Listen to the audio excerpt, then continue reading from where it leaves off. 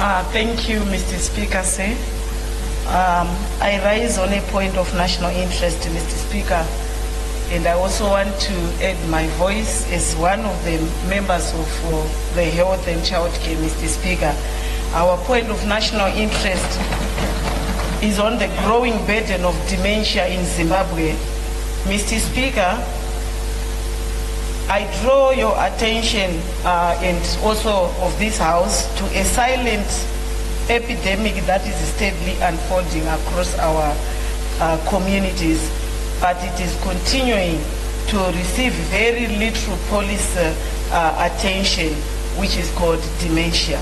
Mr. Speaker, almost every week we read notices on the social media, in newspapers, and also in community WhatsApp groups of elderly persons who have gone missing.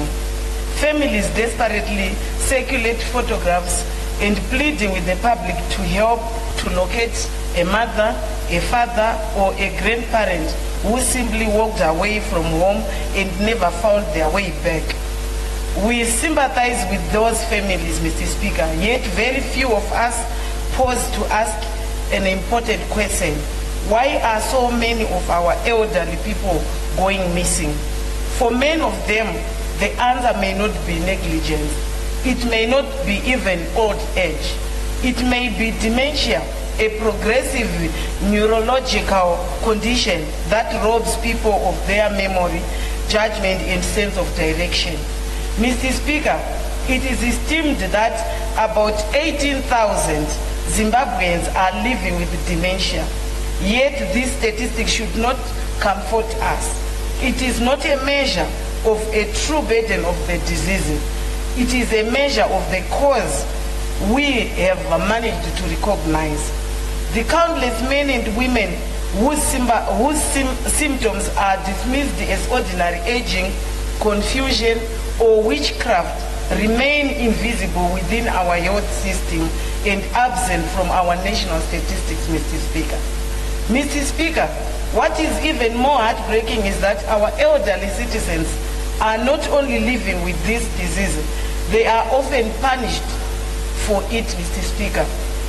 Only recently in Budiro North, an elderly woman who had reportedly run from home was found dressed only in a petticoat, Mr. Speaker.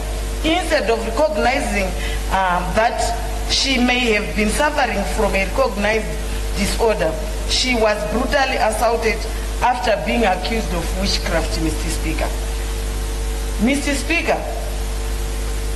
Mr. Speaker said that incident should disturb every one of us, and it also demonstrates that in our society, dementia is still being interpreted through the lens of superstitions rather than silence, Mr. Speaker. When memory fails, we say someone has been bewitched. When confusion sets in, we call them a witch. When an elderly person wanders from home, we include them instead of asking whether they require urgent medical attention. The greatest tragedy, Mr. Speaker, is that we are criminalizing the symptoms of this illness, Mr. Speaker. This is happening because Zimbabwe currently has no national dementia strategy to guide awareness, prevention, early diagnosis, treatment, caregiver support, and public education, Mr. Speaker. Consequently, families are left to navigate this devastation condition alone while senior citizens continue to suffer in silence. I therefore, Mr. Speaker, call upon the Ministry of Health and Childcare to urgently develop and implement national dementia strategy to ensure that dementia is recognized as a medical condition deserving care and treatment, not fear, stigma, or violence. I further call upon the Minister to present a ministerial statement to this House, Mr. Speaker, providing disaggregated provincial data on diagnosed and treated dementia patients to enable informed policy formulation and effective parliamentary oversight. Mr. Speaker, dementia steals memories. It must never steal dignity. Let us not become a nation that mistakenly mistakes disease for witchcraft or abandons those who once carried us simply because they can no longer remember the road home. Let this house lead to the call for a Zimbabwe that protects its elderly with knowledge, compassion, and sound public policy. I so submit. Thank you, Mr. Speaker.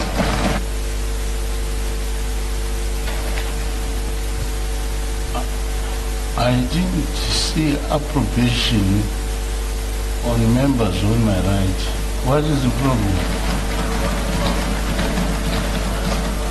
We are all candidates of dementia, possible candidates. As we grow older, so it's a very important statement. It's a silent disease that is very insidious, and yet it creeps in families among the elders. So I will request the Clerk of Parliament to write to the Minister of Health so that he can give a ministerial statement. And in that statement, we want an indication on how we can control the situation and reduce the prevalence. And one such issue is the diet, what you eat. And the question of too much drinking alcohol is another cause. And other causes. That shall be stated by the Honorable Minister of Health. So it will be very interesting to have that ministerial statement. Thank you, Honorable Karenyi Kore.